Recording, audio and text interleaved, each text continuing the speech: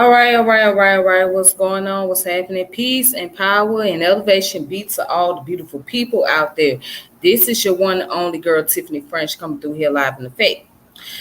Today's topic, I am going to be talking about the Edmondson sisters. The Edmondson sisters were sisters that were enslaved, right? But their freedom was purchased, okay? And not only that, but there was another type of slavery going on during that time period where they would have or could have been a part of that particular slave trade or slave marketing. And this slave marketing is what we know today as sex trafficking. Okay. So during their time, by them being fair skinned young women, they were 13, 14 years old. Okay. They were considered what they call fancy girls. So fancy girls were particular girls that the the slave masters were looking for to trade off into the sex slave marketing. So they were looking for some pretty light skinned girls. Mm. Now, it kind of plays into what you see today, right? The particular type of girls that's in the videos or go to these parties, celebrity parties, etc., right? They like these light skinned girls, very beautiful, very elegant, very have nice clothing, nice hairstyle, etc. So that's what they're looking for when it came down to a slave market. Now, reason what inspired me to do this because again, I was thinking about slavery and sex trafficking, but a person had brought it up to my attention a while back. So shout out to brother Vayasa Gullah. Um, Shout out to that brother for sending me this information that I think that is very useful. So that ties into the context about slavery. And then later on, I'm going to be talking about what's going on with the Haitian immigrants and why the border patrol decided to beat them or whip them, etc. So I'm going to be doing a topic on that later. But anyways, I want to go ahead and get started. So again, I want to thank the people that have subscribed to the channel. Thank you guys for subscribing. Thank you guys that's been hitting the notification bell, sharing my channel, all that great stuff. I really appreciate that a lot. That really means a lot to me. So I want to go ahead and present some sources. Okay.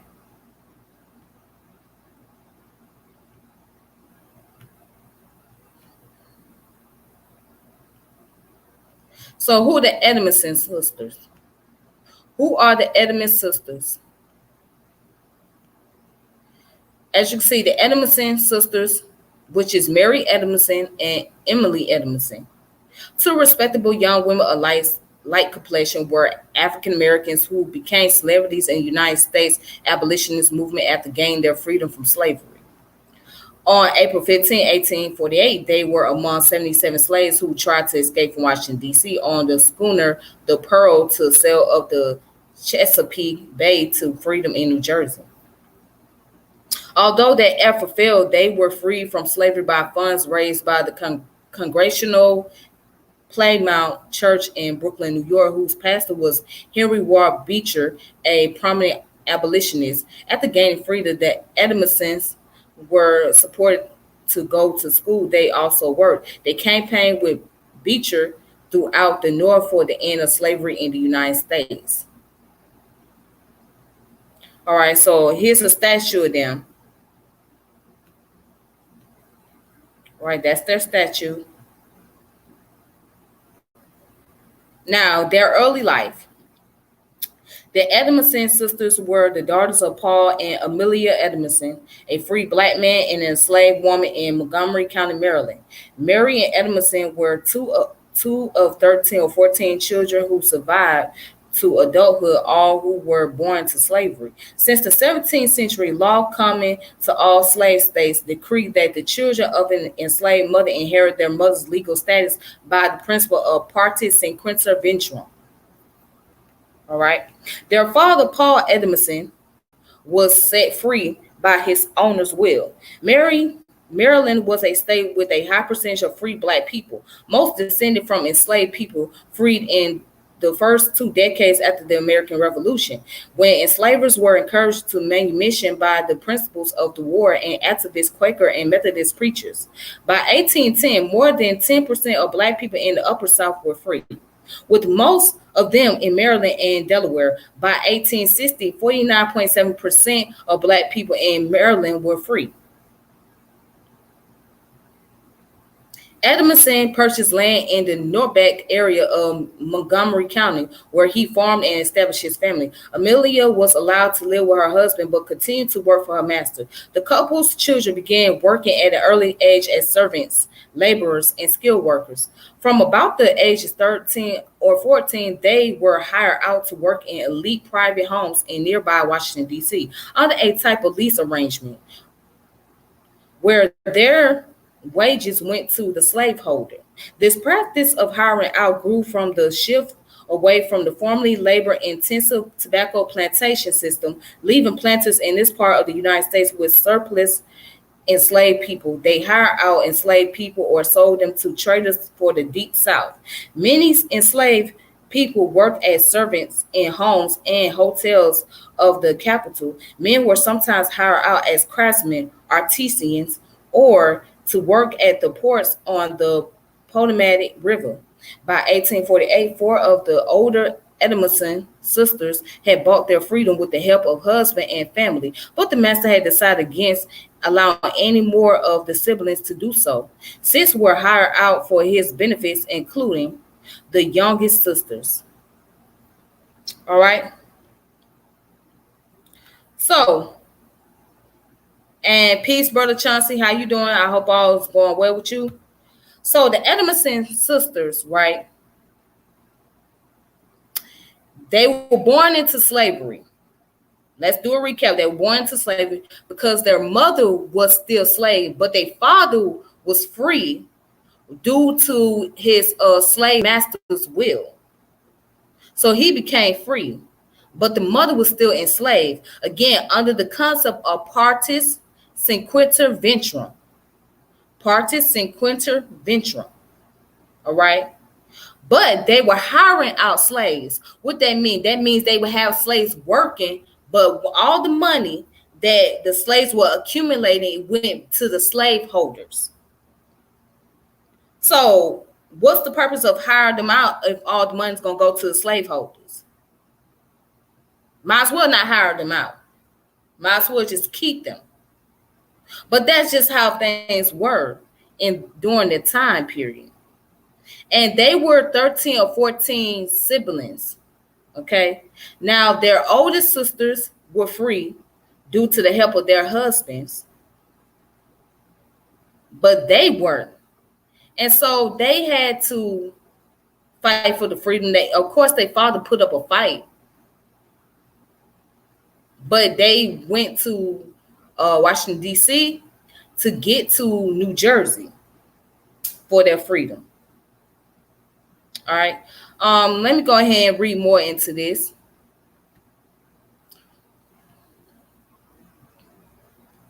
All right, so let's look at the escape attempt.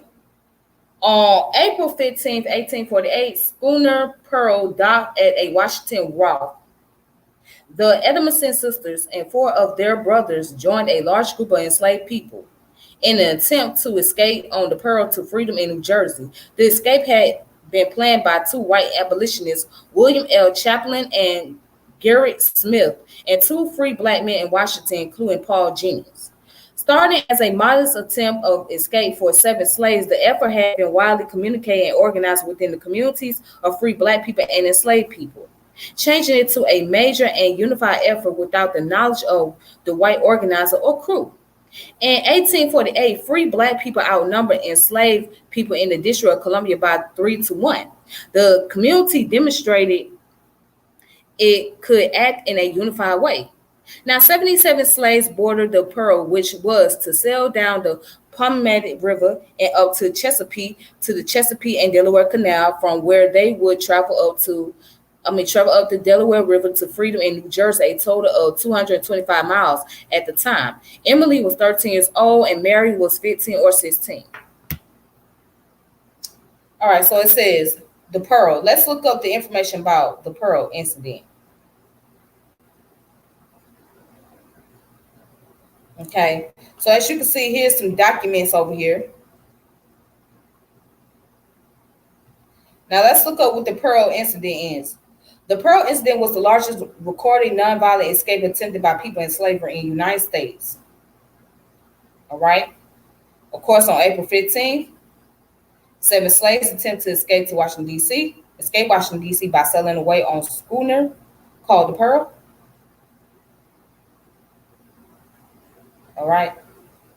Then going further down, it says Paul Jennings, a former slave who had served President James Madison, helped plan the escape. And it says the escape, including men, women, and children, found their passage delayed by winds running against the ship. 2 days later, they were captured on the Chesapeake Bay near Point Lookout, Maryland, by an armed posse traveling by steamboat.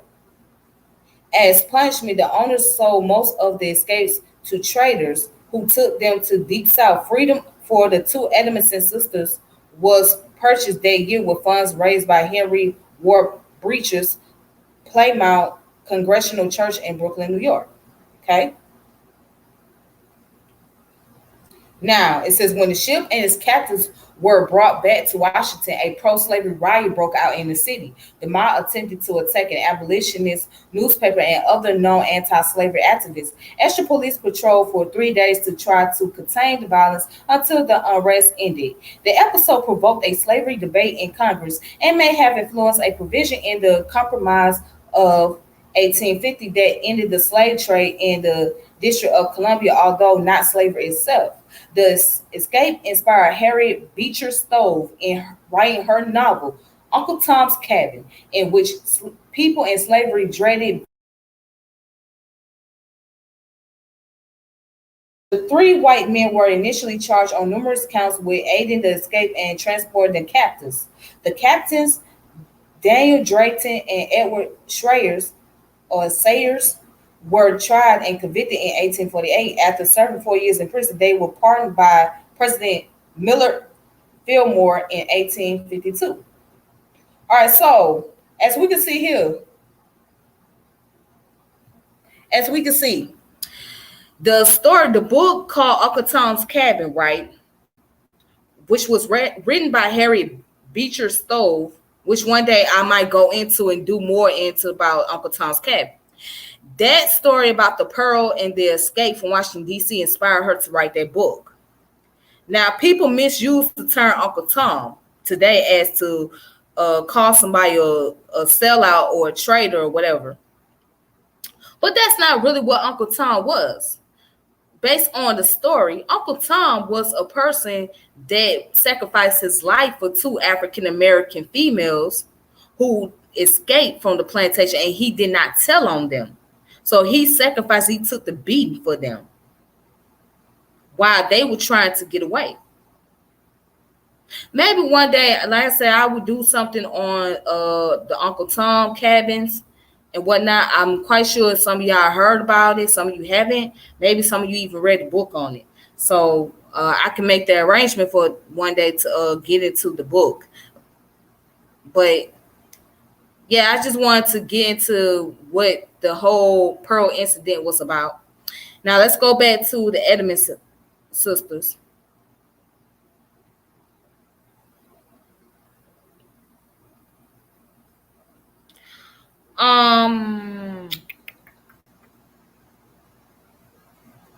So now let's go down here to where it says New Orleans. Despite Paul Edmonson's desperate effort to delay the sale of his children so he could raise sufficient money to purchase their freedom, the slave trading partners Bruin and Hill from Alexandria, Virginia, bought the six Edmonton siblings. Under inhumane conditions, the siblings were transported by ship to New Orleans, where they were set at a very high price, $1,200 each. New Orleans was the largest slave market in the nation and well known for selling fancy girls, pretty light-skinned enslaved young women as sex slaves. I'm going to read that part again if you guys missed it. Under inhumane conditions, the siblings were transported by ships to New Orleans, where they were set at a very high price, $1,200 each. New Orleans was the largest slave market in the nation and well known for selling fancy girls. Fancy girls are the pretty girls, the pretty light-skinned girls, right? That was enslaved as sex slaves.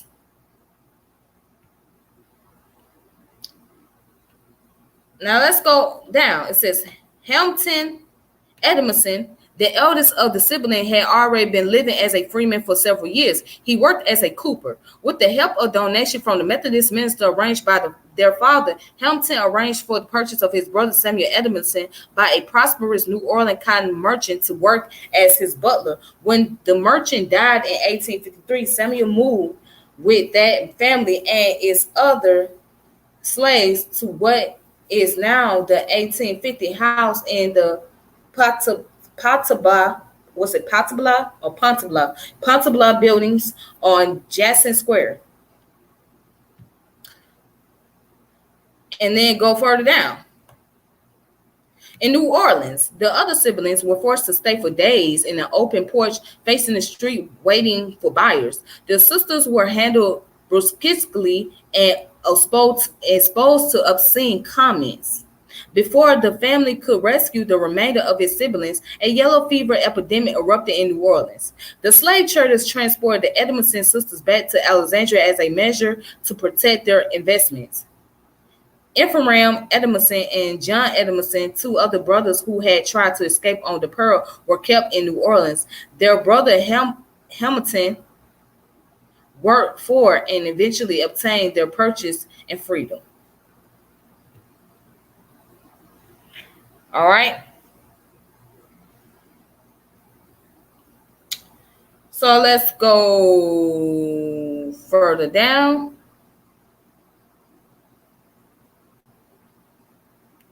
All right. It says Henry Ward Breacher in Alexandria, the Edmonson sisters were hired to do laundry, iron, and sewing with wages going to the slave traders. They were locked up at night.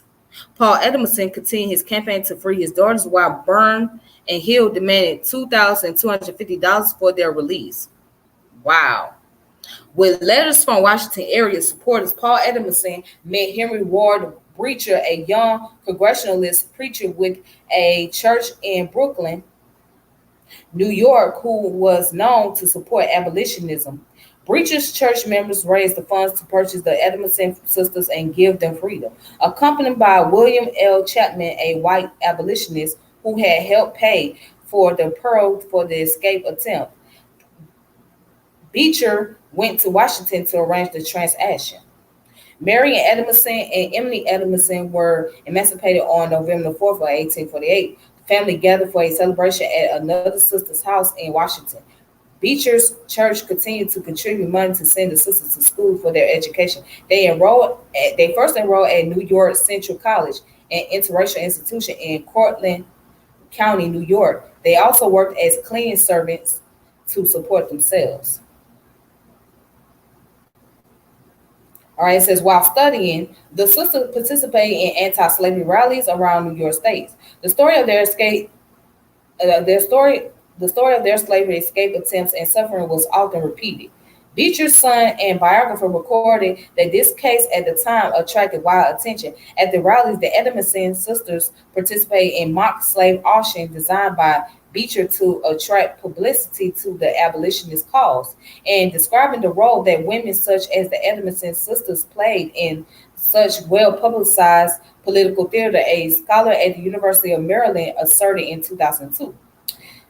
Beecher staged his most successful auction using attractive mulatto women or female children such as the Edmonson sisters, or the beautiful little girl, Pinky, who, according to Beecher, no one would know from a white child, making a material choice in casting his political protest that was calculated to arouse the audience interest. As he displayed the women's body on the stage, Beecher exhorted his audience to image the fate that awaited these young women, or marketable commodities, as he termed them, in the fancy girl auction of New Orleans. His casting choice could only work with beautiful, fair skinned women. So, as in this case, to bring about public's attention, right, he had to put on the auction. So he was using some girls that looked like they were very attractive to put them on auction to get the public's attention, to show them that to get the public to support his campaign. Now you might be thinking, well, why use the girls? Why not just go out there and rally? Well, he figured that was the way to draw the attention. So Henry Beecher did what he thought would be the best idea to get people to understand the awareness of slavery and be a part of the abolitionist movement to fight against it. So, and he got the support from these young women that he freed.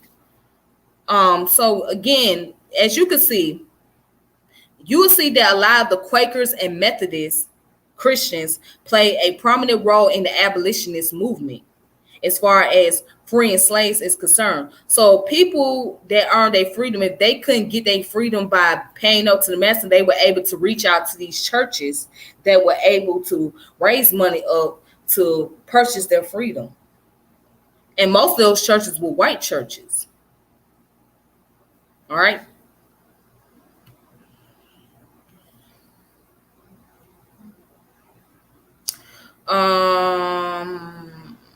Let's go down to Fugitive Slave Convention.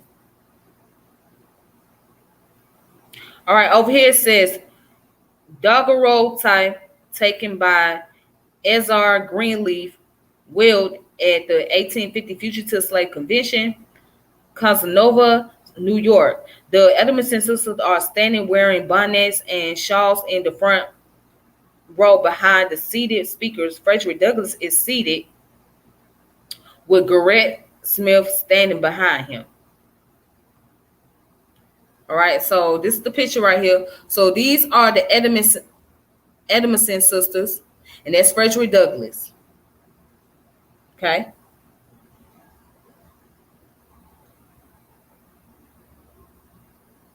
Now going down, it says the Fugitive Slave Convention. In the summer of 1850, the Edmonson sisters attended the Fugitive Slave Convention and anti-slavery meeting in Casanova, New York, organized by local abolitionists Theodore Dwight Weld and others to demonstrate against the Fugitive Slave Act, soon to be passed by the U.S. Congress. Under this act, slave owners had powers to arrest fugitive slaves in the North. The convention declared all slaves to be prisoners of war and warned the nation of an unavoidable insurrection of slaves unless they were emancipated.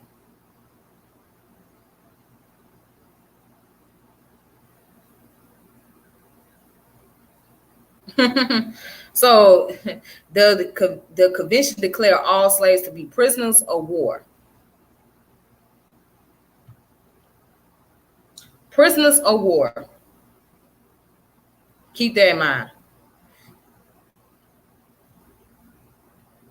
All right. So at this convention, the sisters were included in historic daguerreotype photograph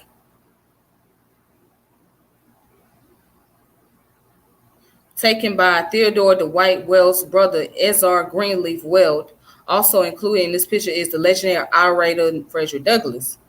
While there were many slaves whom it was impossible to tell from a white, the Edmonson sisters' mixed race appearance may have well suited their role as two of the public faces of American slavery.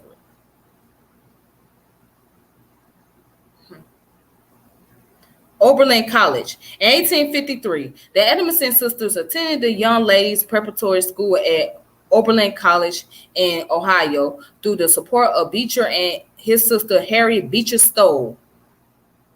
Author of Uncle Tom's Cabin. Since shortly after its founding in the 1830s, the school had admitted blacks as well as whites and was a center of abolitionist activism. 6 months after arriving at Oberlin, Mary Edmonson died of tuberculosis. That same year, Stove included part of the Edmonson sisters' history with other factual accounts of slavery experience in A Key to Uncle Tom's Cabin. All right, so as you can see, Harriet Beecher Stowe was related to Henry Beecher, okay, who was the abolitionist. So again, their activism work, what inspires them to bring about the awareness of the Fugitive Slave Act. So the Fugitive Slave Act means that if a slave was escaped a plantation or escaped from the home of the slaveholder, they had to return back to the slaveholder or return back to the slave plantation, and they received the punishment. So their activism was a way to combat against the Fugitive Act. All right. And again, this was an inspiration for Miss Harriet to write a book about Uncle Tom.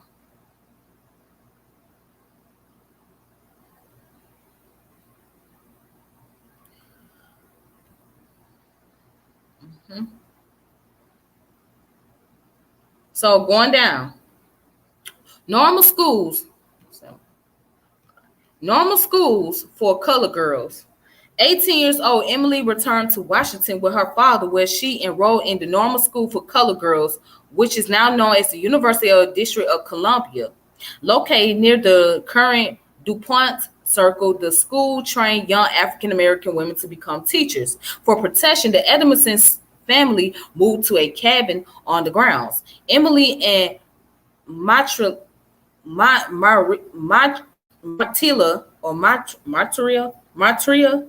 Minor, the founder of the school, learned to shoot.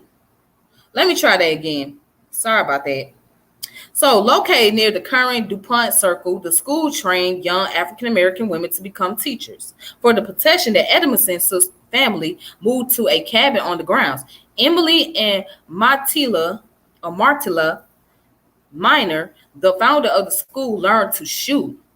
Emily taught for Black women and continued her abolitionist work. Yes, they learned how to shoot pistols. They learned how to shoot shotguns. They learned self-defense. Okay?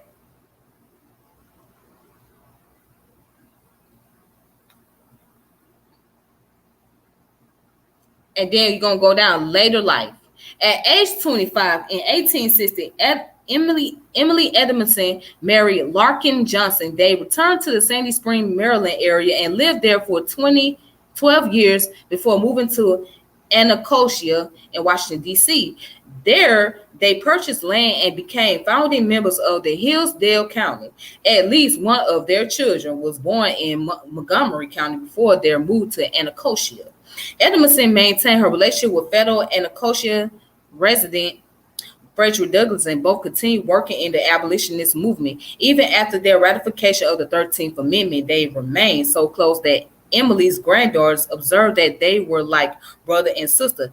Emily Edmonson Johnson died at her home on September 15th, 1895.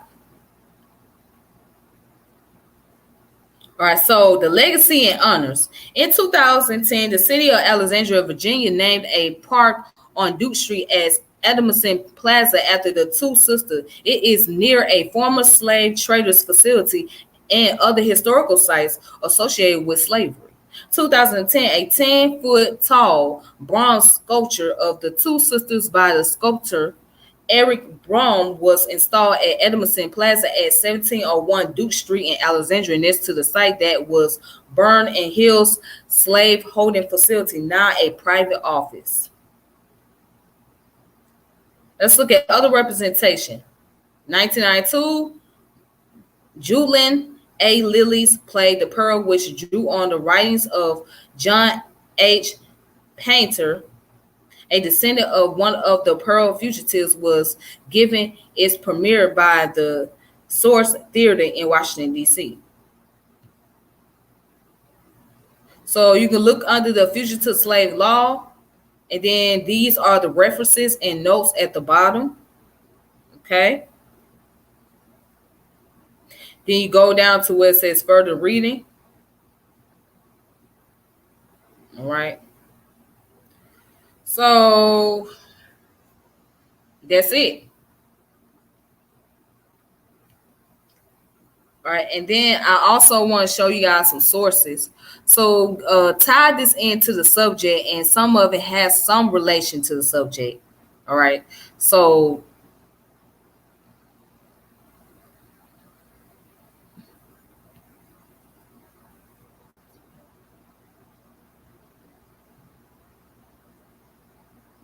all right, so this page right here comes from the Smithsonian website.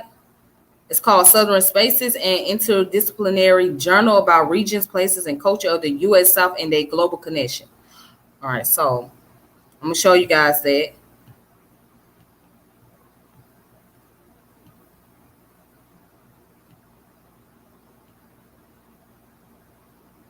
Peace, Vayasa. How you doing?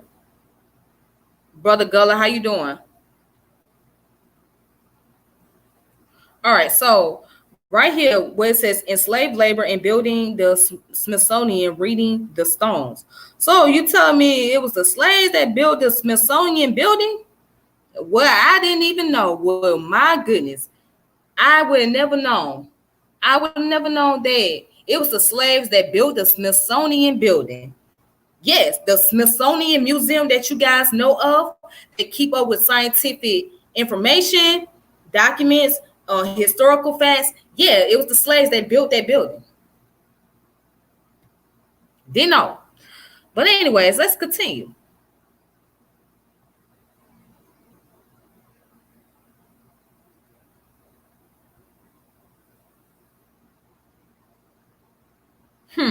Never known that.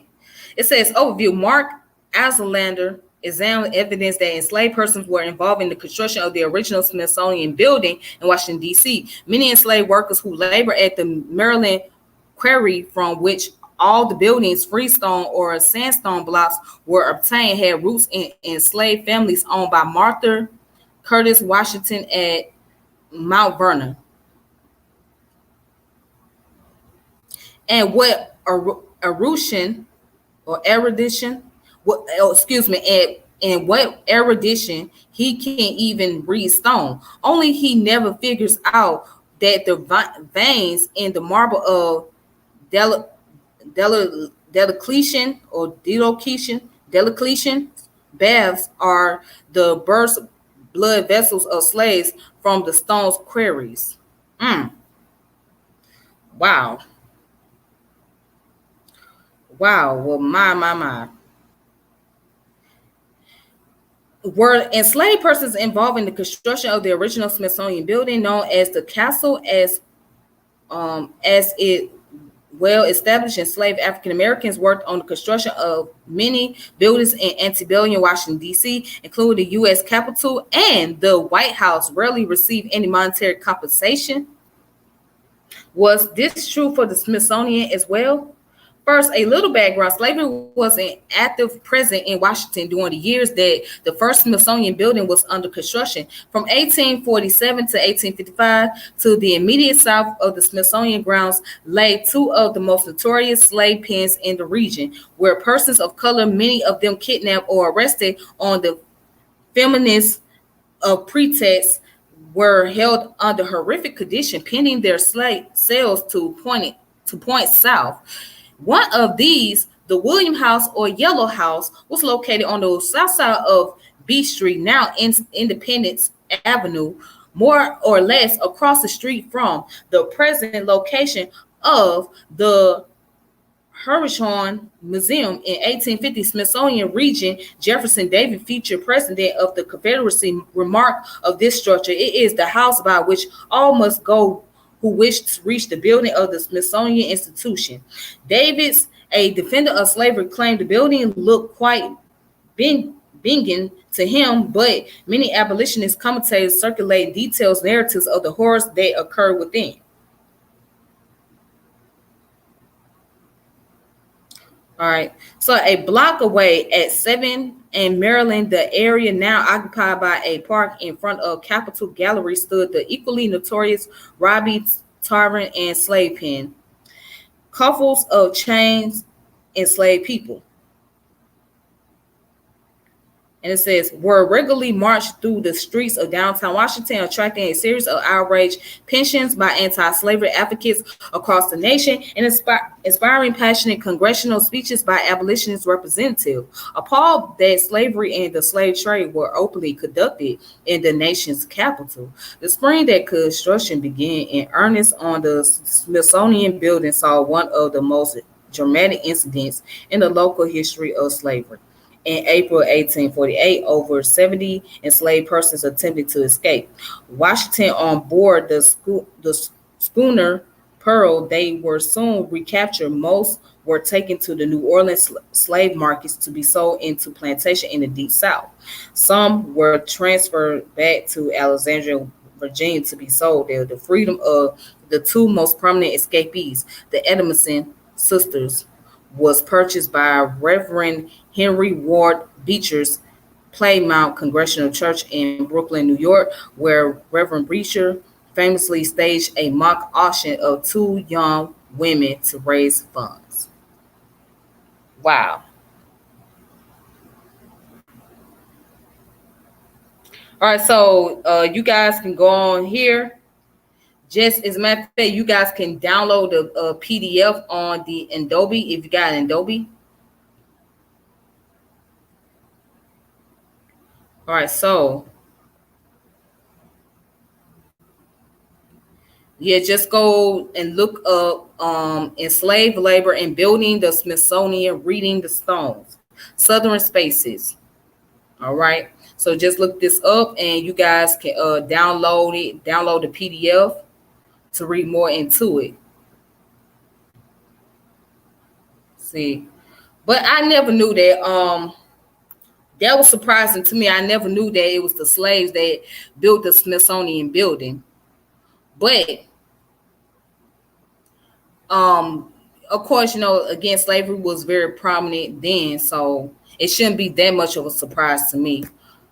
So for those of you that don't know what the Upper South is, okay, you got the Deep South and you got the Upper South, or what they call the Mason-Dixie line. Maryland is considered as the South. Delaware, I believe, is considered as the South. Virginia, West Virginia, okay, those areas, and even Washington, D.C., if you want to incorporate Washington, D.C., that's considered as the South. That's what you call the Upper South.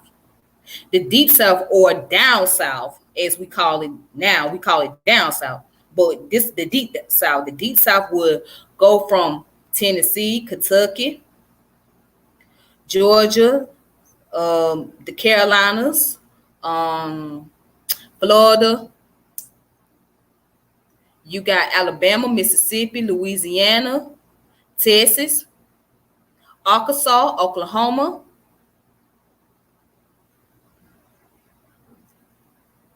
Yeah.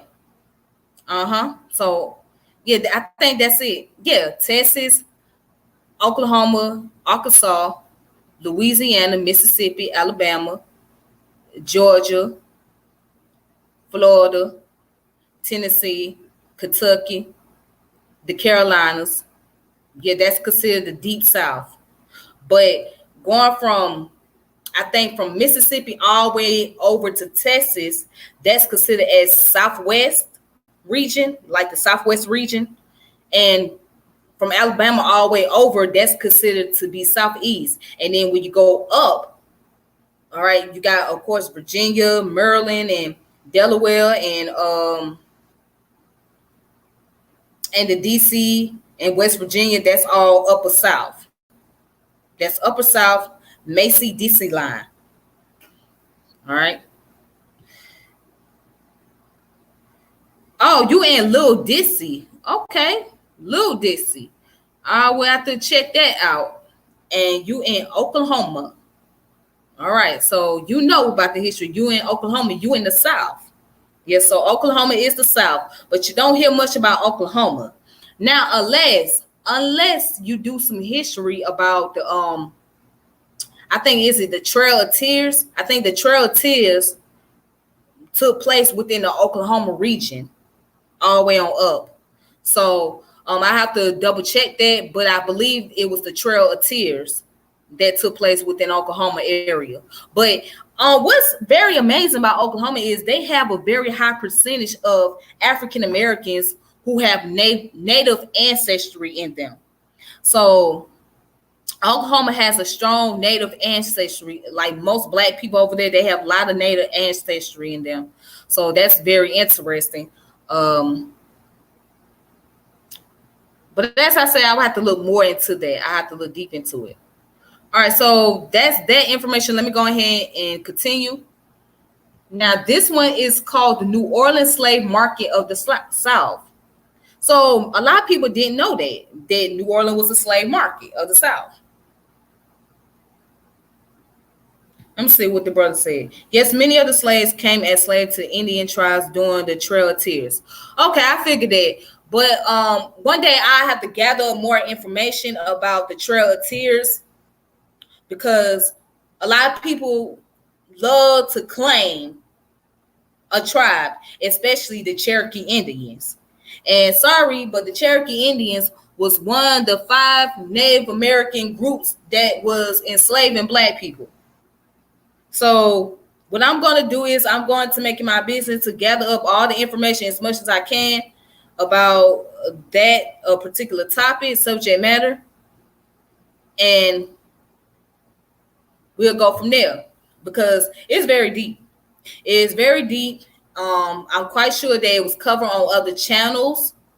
But I want to be able to cover on this channel as well. So that way, if the topic was ever brought up again, or if somebody tried to come with some type of narrative, I'll say, well, look, I already had that conversation. I already had that discussion. So here, you can look that up for yourself. You're not going to do that with me. All right.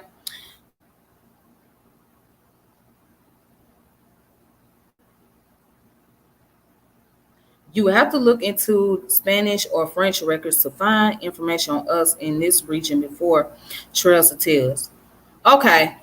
I'll find something. I'll be able to find something. I'll look that up. Yep. So let's continue to where it says New Orleans slave market of the South.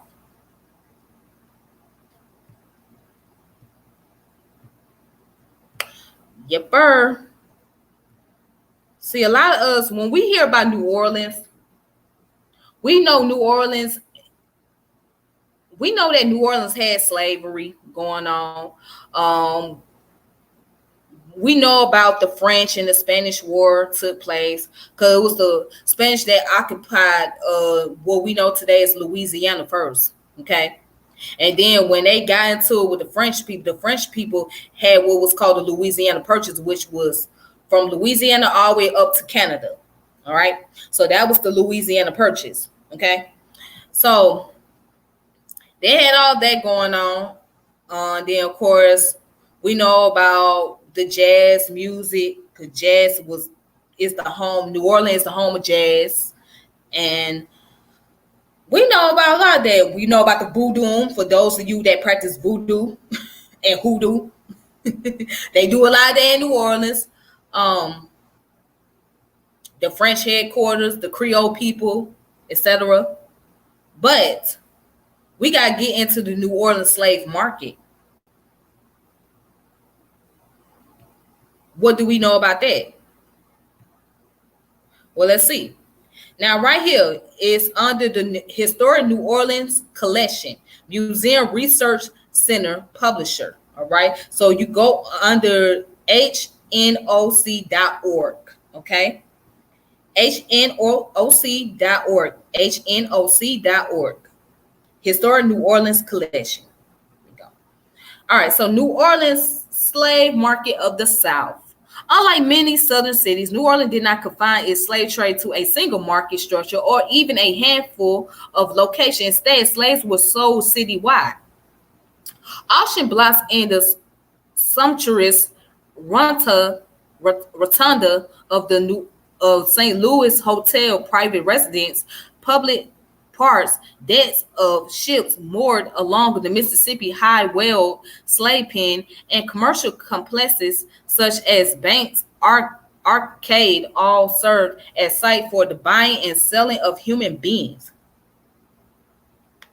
As the city expanded from its original footprint, today's French Quarter, into the faubourgs Saint Marie, now the warehouse and central business district, and Marginy, the city's traders, hotelers, bankers, auctioneers, auctioneers, bankers, brokers, and merchants follow suit. Where there was commerce, there were slave traders.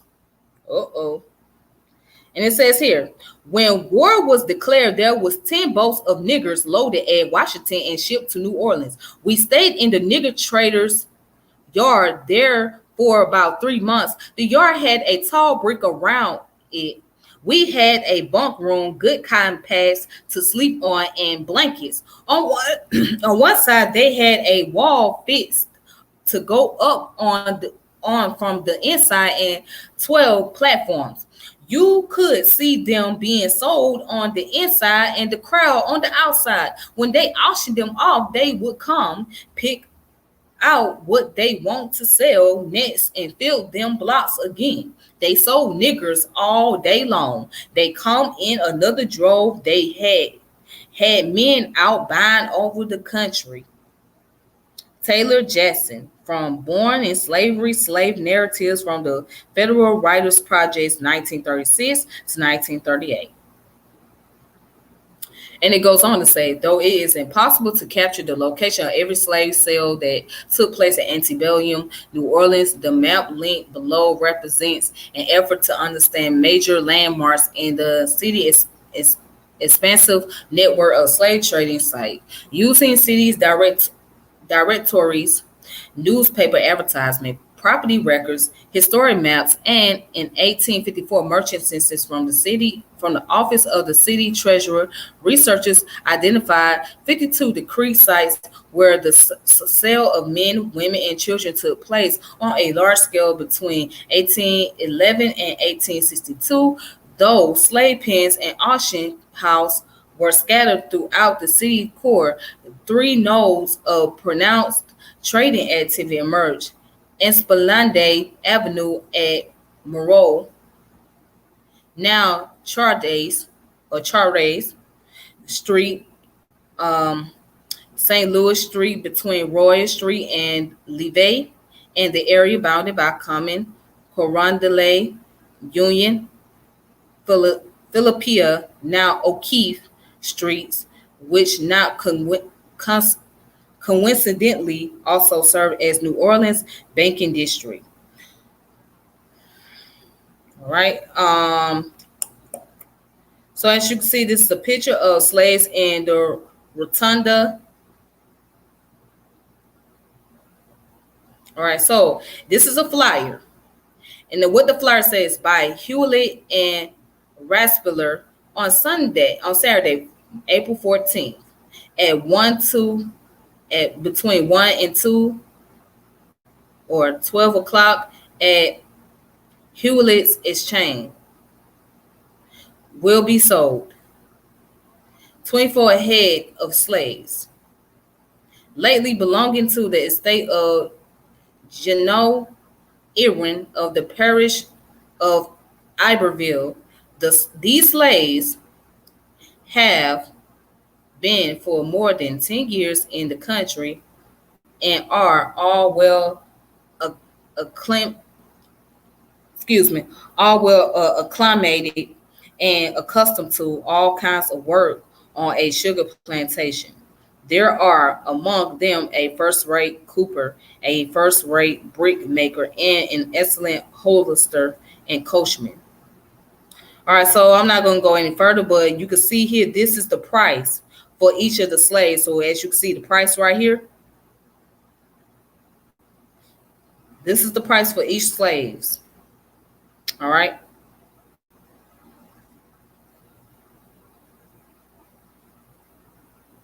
And it looks like most of them are males and some of them are females. And then, of course, it says plan of 2 lots and buildings, 1 district.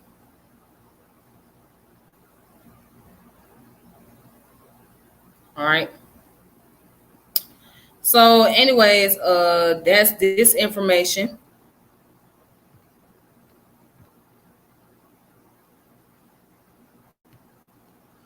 So, also, I have a book that I want you guys to look into. This book right here is called, okay, thank you. It's called At the Thresholds of Liberty, Women, Slavery, and Shifting Identities in Washington, D.C., which is written by Tamika Y. Nunnally. The Threshold of Liberty. Okay, let's look at the introduction here, shall we?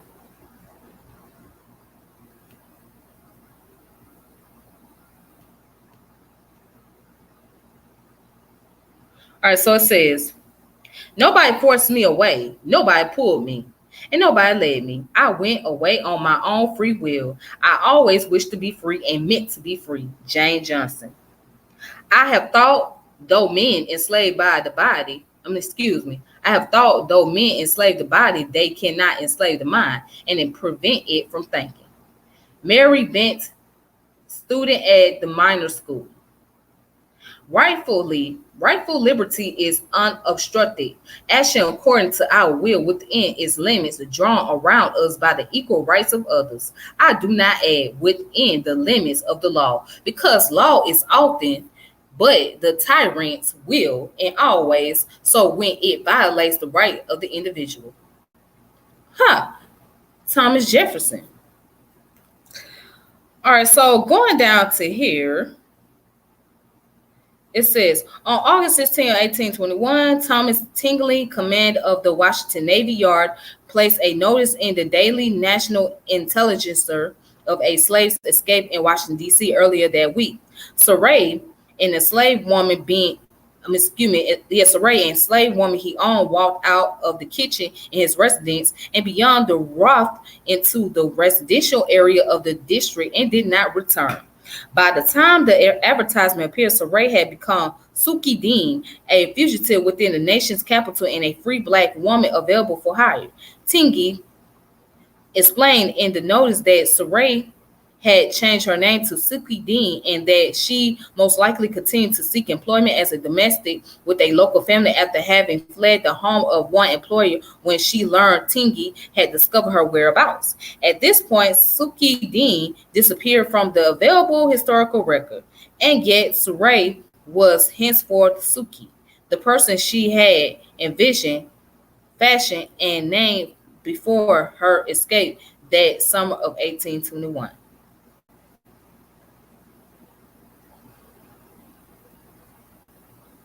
Or according to the census record, Suki had been with the Tingy household at least since 1790, when the family resided in Philadelphia. By the time of her escape, she was one of 6 enslaved people forced to serve the Tingy household.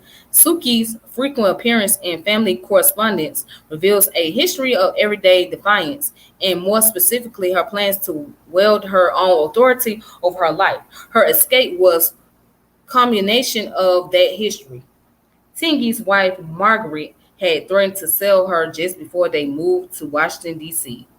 According to Margaret, Suki declared her opposition to move. I won't go anywhere but where I chose a master, and you cannot oblige me, she reportedly told her mistress.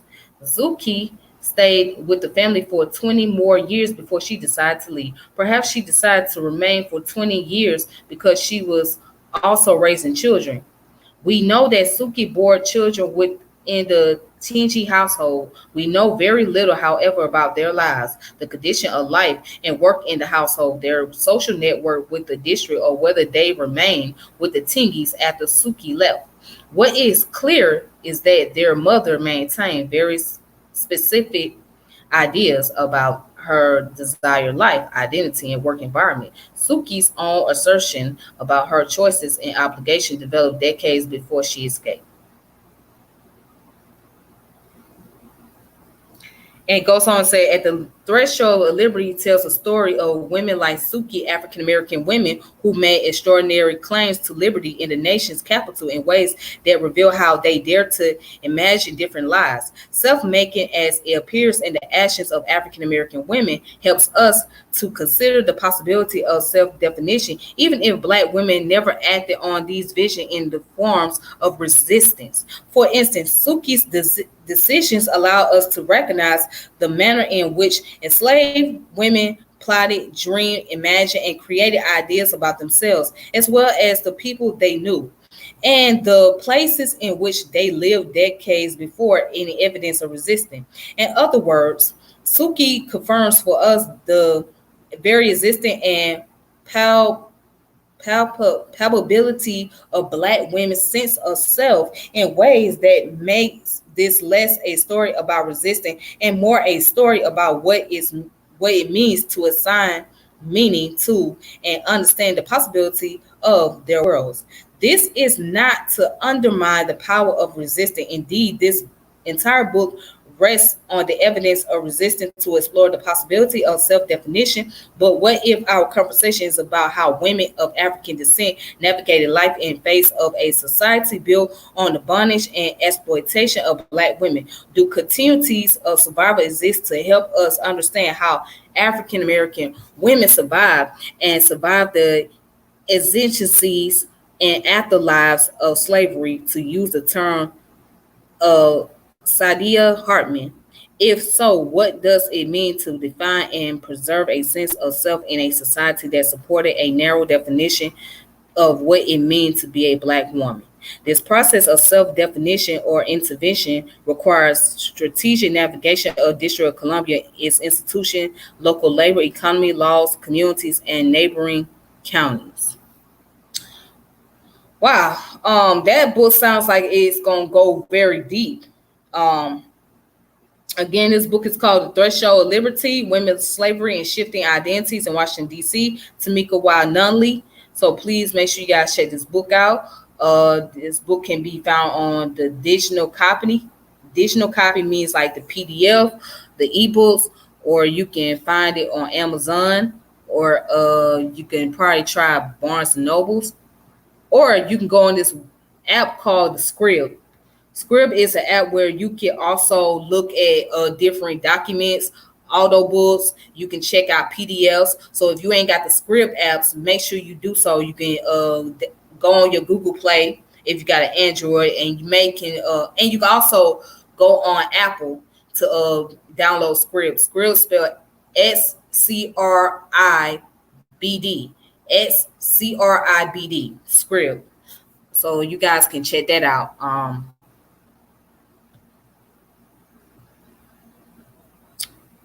Yeah. See. Aides or salesmen will say things after dressing the said slave in nice garments compared to other slaves, like, look, don't it he/she look human from a distance? They can almost pass.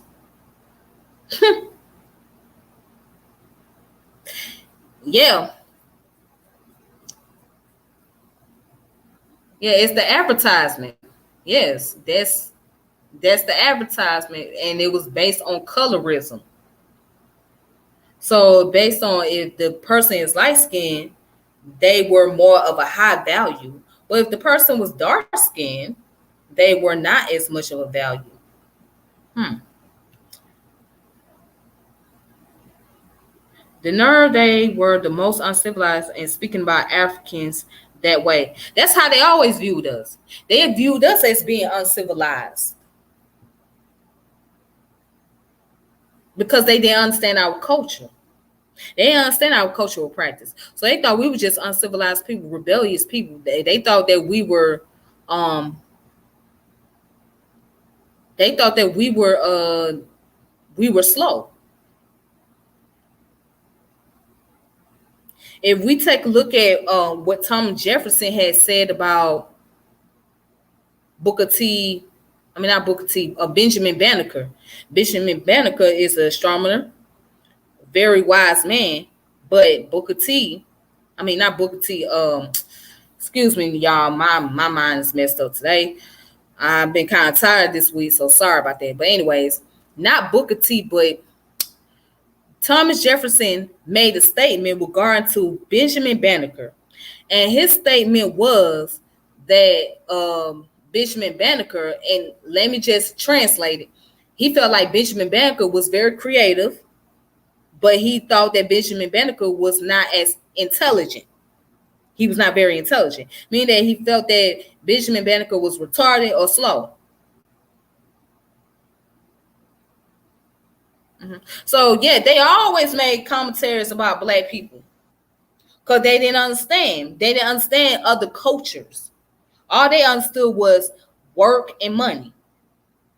Oh, this person can work and this person can make us some money.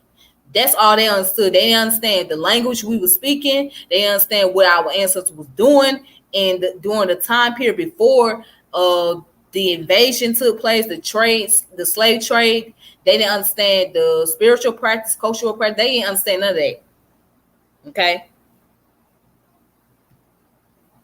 Towards little boys, but if you follow where fancy girls were mostly located, you'll see the modern day sex strip club freak culture in modern.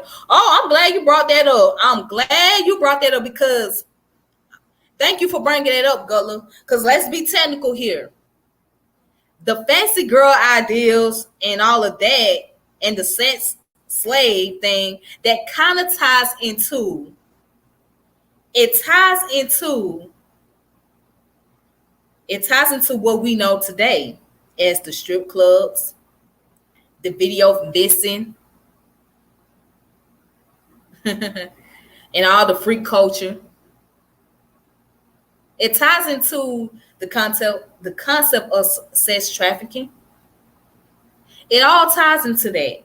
Now, some of y'all may not like that. Some of y'all might say, "Oh, you just overboard with that." That's not what it is. You overthinking that. Well, do we need to go a little deep in? Do we need to dig a little deep? Do we need to dig a little deep into these freak cultures?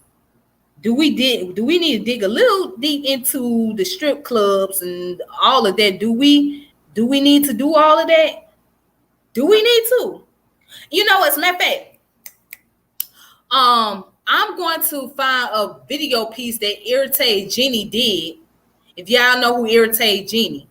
So this brother Irritate Genie received a lot of backlash and criticism.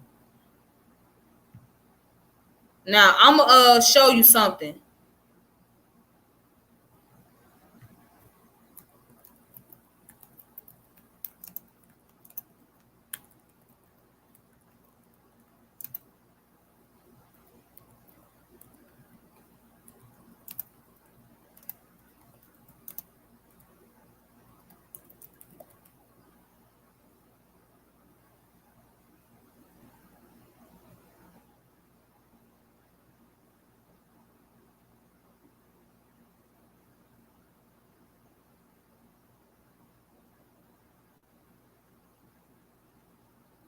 You know what? Give me a moment. Let me see if I can find it. Give me a moment.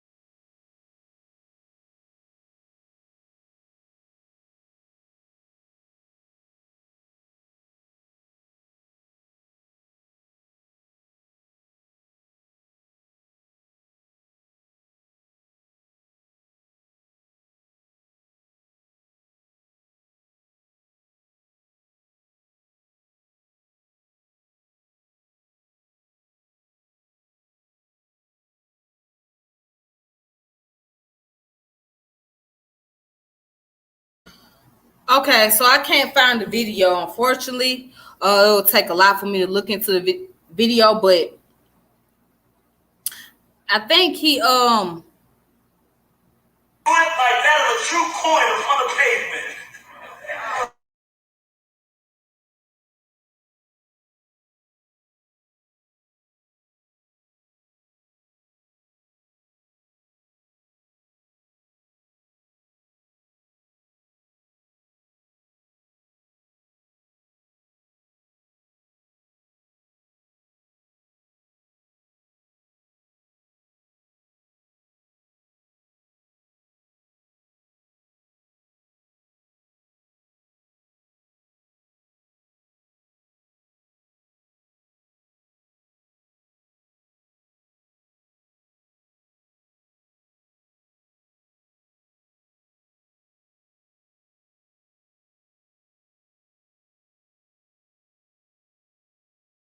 All right, so okay, sorry about that. I was trying to find that video, but I can't even come across it. So, but anyways, let's see.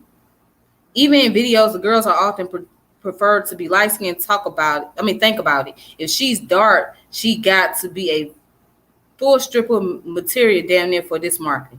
Yeah. So, do you not understand? That's that slave mentality. That's the master and slave mentality right there. In order for these girls to become marketable in the videos, they have to look a certain type of color. They have to be a light skinned complexion. And although now things supposed to be changing and there's this liberation movement going on with the black girl magic, this, that, other, and nothing wrong with that.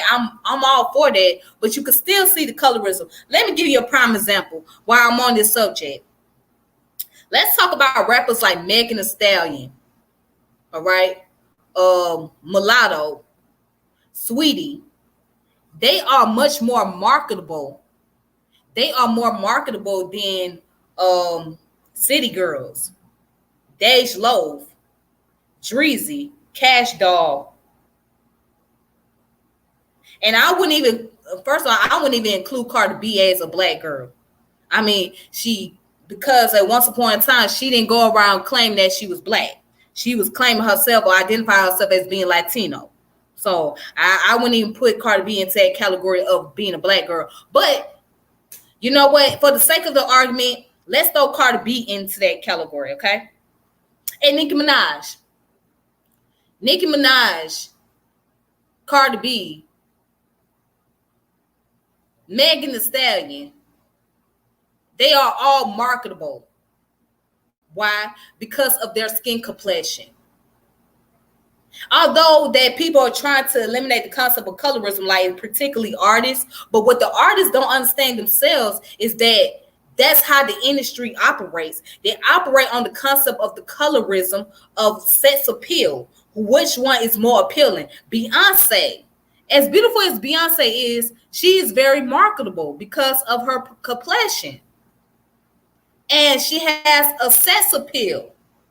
So because she puts out such an image, people want to be like Beyonce. Because Megan put out such an image, people wants to be like Megan Thee Stallion.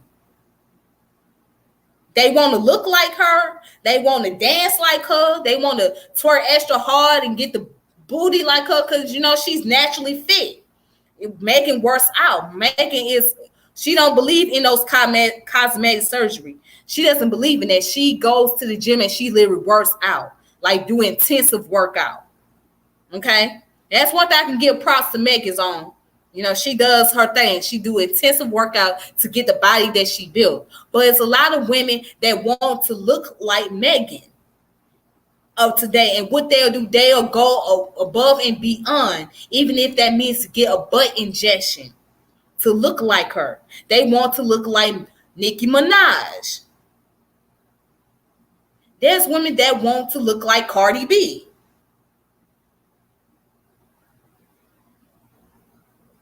All right.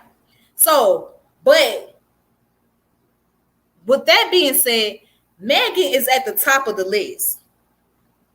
It was Nicki, but Megan is at the top of the list. So by Megan being at the top of the list, she's more appealing She's an eye candy. So people like, oh, ooh, I want to be, ooh, oh, yes, honey, yes. Yes, get it, bitch. Yes, bitch. Yes, that's my bitch right there. Yes, see, I'm gonna get my Megan Thee Stallion on, be like that bitch right there. Yes, bitch.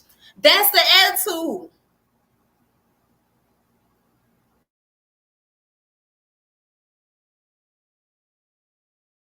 Yes, bitch.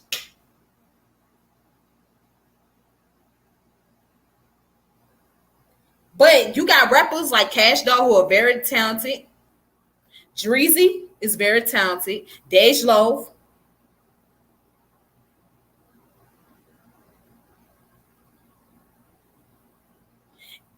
They are very talented and gifted young women. But guess what? They're not marketable.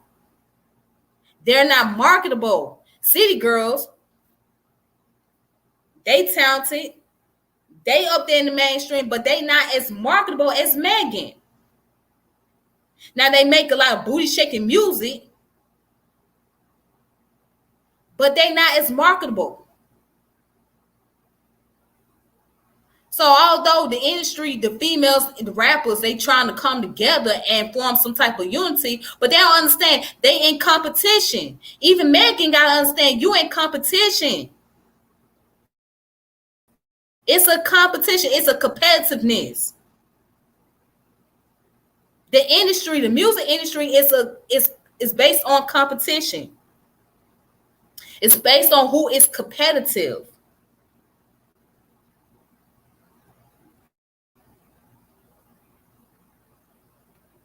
Not saying it is our desired product, but the product of the market sold to us. We just don't connect the dots. There you go. It's sold to us. So the same practice that was taking place during slavery is practiced in the music industry, but you don't see it face to face because it's happening behind the scene.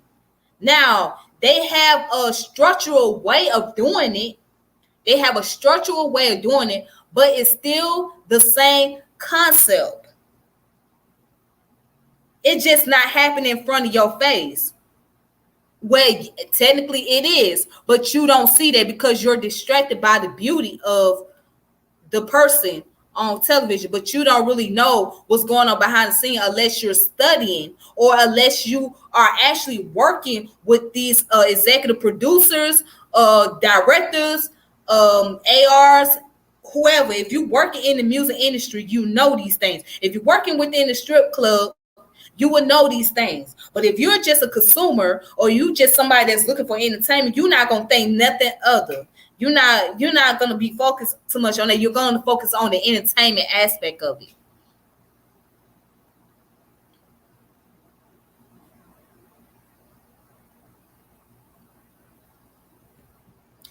Mary Ann Hall. Okay. Yeah, I will look into that. So I'm glad that you brought that up. I'm trying to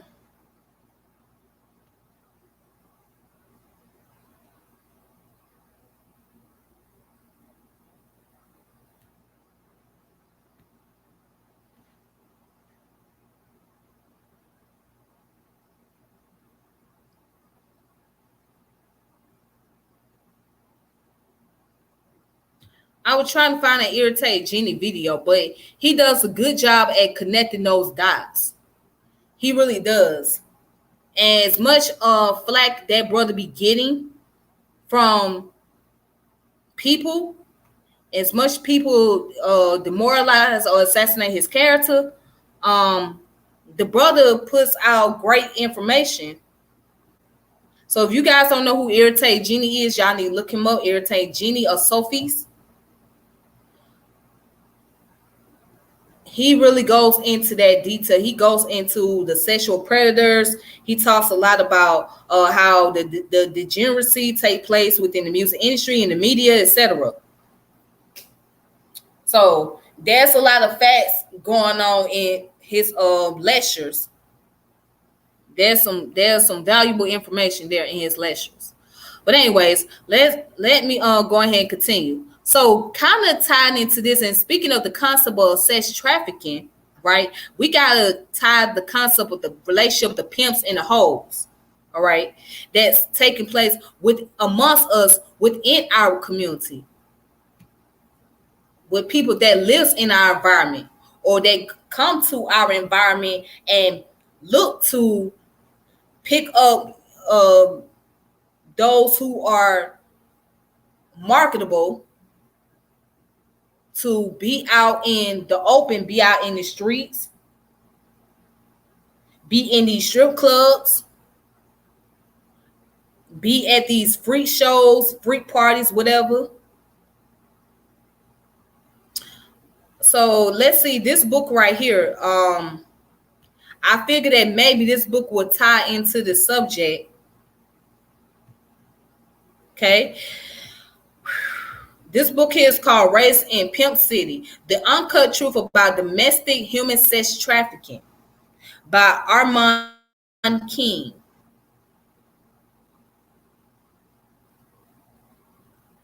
All right. So you got the book credits, table of contents, Armand King, sex trafficking, human sex trafficking, my heart and intention, the evolution of pimping and prostitution. All right. But I'm going to save this book for another day. But I just want you guys to look into this, because one day we're going to have to get into the concept about sex trafficking and the evolution of the pimp culture and the prostitution culture. Okay. We're going to have to get into all of that.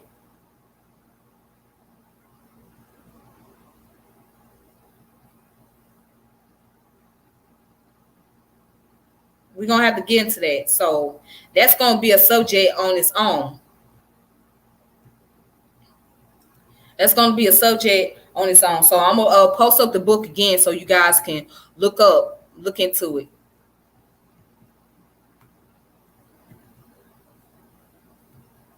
Race in Pimp City, the uncut truth about domestic human sex trafficking. Okay. So you guys can check that book out for yourself. All right. But yes, anyways, I hope you guys enjoyed that video, because I did. And I thank you guys for watching, supporting this channel. For a shout out to all my new subscribers that's on here. Thank you guys for coming through, for watching this channel. Thank you for supporting the channel. Thank you guys in the comments. I really appreciate it a lot. And again, yes, we got to keep in mind that slavery has a new name. Slavery is done in a different fashion, but the idea is still there. The idea is still there. So the Edmonson sisters have brought attention, but they made their voices heard through their freedom, through their emancipation, through the helps of the people from the churches, through the help of those in the community. They have made their voices heard. So for these sisters, they have laid down the foundation to fight against the Fugitive Slave Act. All right. And they have made it where they have shown that when Black women can be powerful and strong in their own way. Black women have shown contribution in multiple ways. Black women weren't just concubines. They weren't just the Jezebels, the bed wenches, the prostitutes, the mammies. They were more than just that. Black women contribute in education and social activism, arts. Black women has made a lot of contribution into fighting against slavery. There's a long list, but it takes one to actually do the work. It takes one who is passionate to do the assignment, to look up information, to find out more resources, because you can't just be one-sided. All right, you can't just be one-sided. You can't just say, okay, based on just that one little piece alone, that gives the answer to everything. No, it does not necessarily give an answer to everything. You have to go deep into things to really get an understanding context. You have to understand the pathology, the psychopathology. All right, the personality pathology, or what they would call,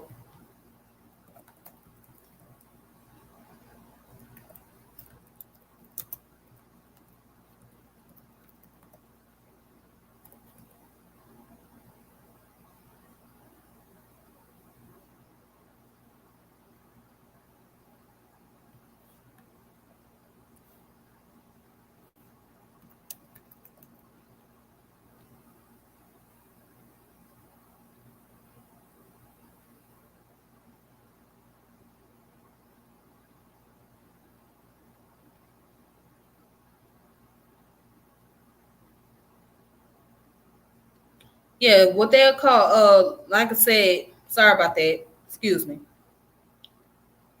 So sorry about that. I was looking up something. But anyways, yes, you deal with the pathologies. The pathologies of the social, the personality pathology, psychopathology.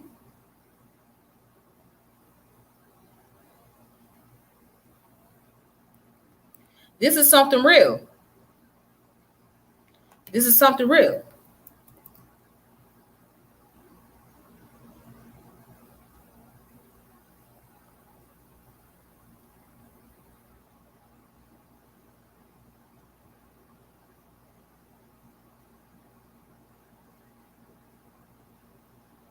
It's something real. It's called biological psychopathology. So we got to look into the biological psychopathology, the social pathology, psychopathology,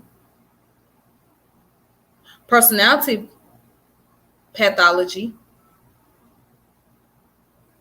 You got to go into epigenetics. One day I'm going to do the topic of solely focusing on epigenetics alone. So, as a matter of fact, I'm going to put up some information about epigenetics too. So that way we all can, so that way you guys can get familiar with what epigenetic is. And I'm going to talk about the transgenerational epigenetics. That's going to be on one of my lists to get into, because you have to really get into all of this. You got to get into understanding why sickness occur. All right. It's a pathological behavior that we are experiencing as people. That's what we got to understand. That's what we have to realize. And it's based on environmental influence versus the biology. It's based on cultural influence versus biology.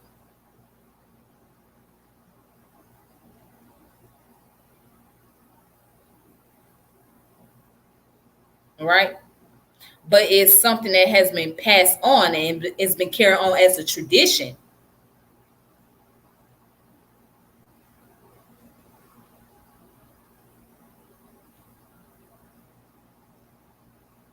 You got to have these conversations, man. You gotta get into these discussions. You gotta dig a little deep.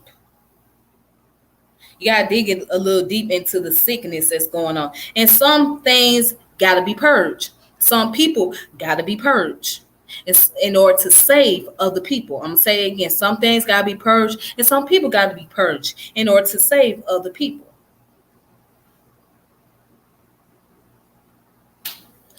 But anyways, I'm gonna go ahead and log off of here. But I thank you guys for watching. Shout out to the people in the chat once again, and I will connect with you all later. Bobby E. Wright was ahead of his time. Wish we could have got to be exposed to more of his mind. Oh yes, he was a powerful man. He was the one that came up with a concept called mental side. One day I'm gonna get into the concept about Bobby E. Wright. I'm gonna get into his biography one day because we gotta look at more of our black psychologists and what they studied and all these different things. Matter of fact, let me show you guys a book real quick.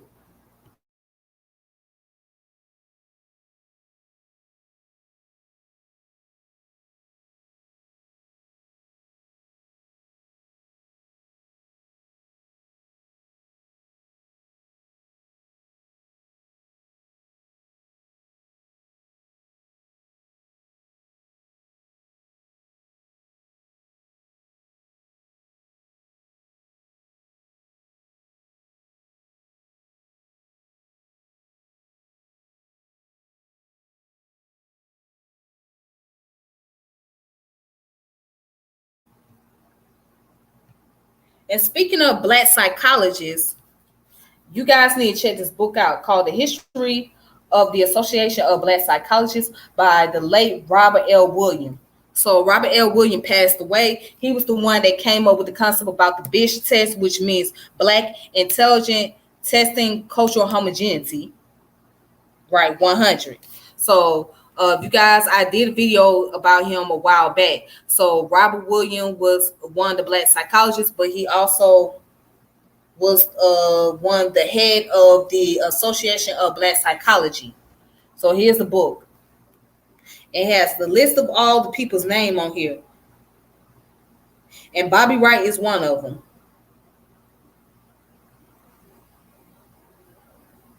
All right. So anyways, but this your girl Tiffany. And I'm going ahead and log off. And with that being said, y'all have a wonderful evening. And I'll reconnect with you all later. So to give my thoughts on the whole thing that's happening with the Haitian immigrant and the Border Patrol. So, yeah, just stay tuned. All right. Peace.